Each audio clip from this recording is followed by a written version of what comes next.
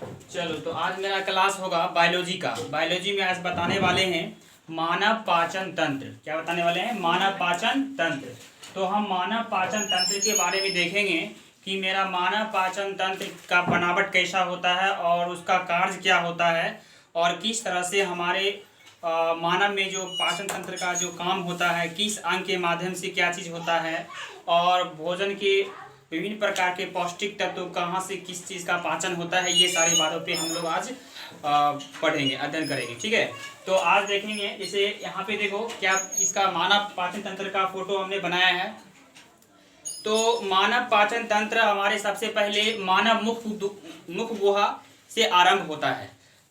जब हम भोजन ग्रहण करते हैं तो हमारे मुख में भोजन जो है दोनों जबड़े, हमारे मानव का जो मुख होता है वो दो जबड़े में विभक्त होता है। एक जबड़ा होता है जल जबड़ा, एक होता है अचल जबड़ा।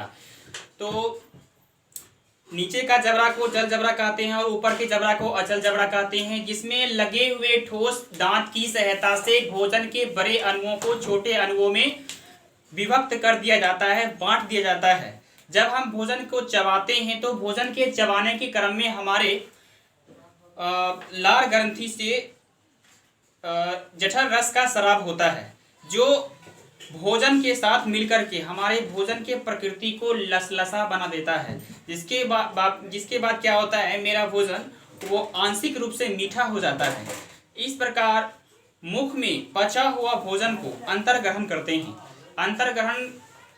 करते हैं तो उसके बाद यह भोजन हमारे जो है आमाशय में पहुंचता है। कहाँ पहुंचता है? हमारे आमाशय में ये भोजन पहुंचता है और आमाशय की दीवार से हाइड्रोक्लोरिक अम्ल का स्राव होता है।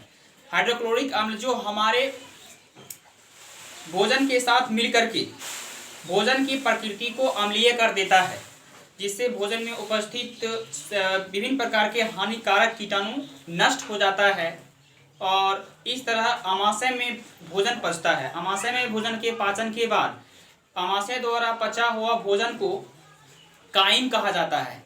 इस भोजन क्या कहते हैं? काइम कहते हैं। और यह काइम छोटी आंत में पहुंचता है। छोटी आंत में भोजन के पाचन हेतु छोटी आंत के दीवार से विभिन्न प्रकार के एंजाइमों का स्राव होता है। अलग अलग भोजन के तत्व की पाचन के लिए अलग अलग एंजाइम का स्राव होता है। जैसे प्रोटीन की पाचन के लिए पेप्सिन का स्राव होता है और ग्लूकोज की पाचन के लिए माल्टोज का स्राव होता है। और ये वसा का पाचन जैसे होता है, वसा का पाचन के लिए जो है ये लाइपेज एंजाइम का जो है प्रयोग वहाँ पे सहायक होता है वसा का पाचन करने के लिए। इस प्रकार जब छोटी आंत में भोजन पाचित हो जाता है तो उससे आवश्यक पौष्टिक तत्व को एब्जॉर्ब करके अलग करके जो है भेज दिया जाता है, रक्त परिसंचरण तंत्र में भेज दिया जाता है आवश्यक ऊर्जा को, और बेकार पदार्थ को छोटी आंत के अंतिम वाले भाग, जिसका नाम होता है इलियम वाले भाग से बड़ी आंत में भेज दिया जाता है। और बड़ी आंत में फिर भोजन के पाचन हेतु ठोस और तरल पदार्थों को अलग अलग कर लिया जाता है। इस प्रकार ठोस पदार्थ को मलाशय में और फिर जो है तरल पदार्थ को मूत्राशय में भेज दिया जाता है, जिससे हमारे शरीर से विभिन्न समय पर अलग अलग समयानुसार जो है शरीर से बाहर निष्कासित कर दिया जाता है। इस प्रकार हमारे जो है पाचन का जो है पूर्ण क्रिया पूरा होता है। और ये हमारे पिक्चर है, यहाँ ये मेरा लार ग्रंथि है, ये मुख है, ये ग्रासनली है, ये पित्ताशय है, ये अमाशय है मेरा, ये अग्नाशय है, उसके बाद ये छोटी आंत है, फिर यहाँ बड़ी आंत है और फिर ये मलाशय है, ये मूत्राशय है।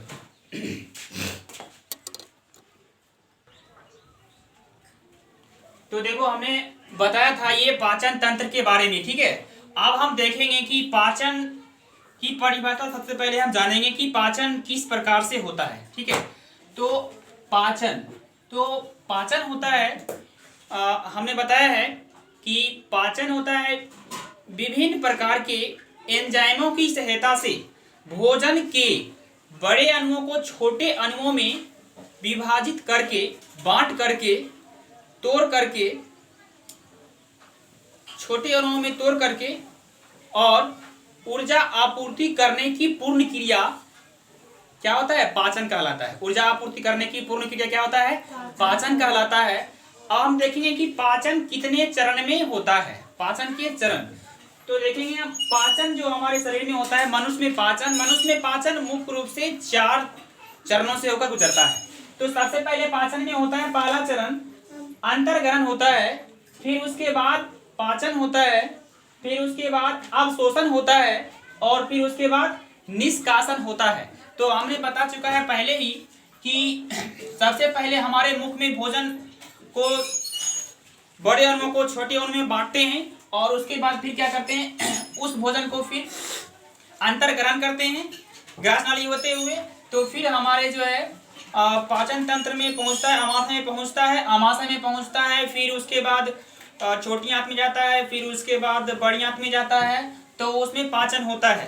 पाचन के लिए जो है भोजन के विभिन्न तत्व के पाचन के लिए विभिन्न प्रकार के एंजाइम का जो है सहारा लिया जाता है और उसके माध्यम से पाचन होता है भोजन। तो उसके बाद फिर जो है अवशोषण होता है भोजन का। उस भोजन का क्या होता है? अवशोषण।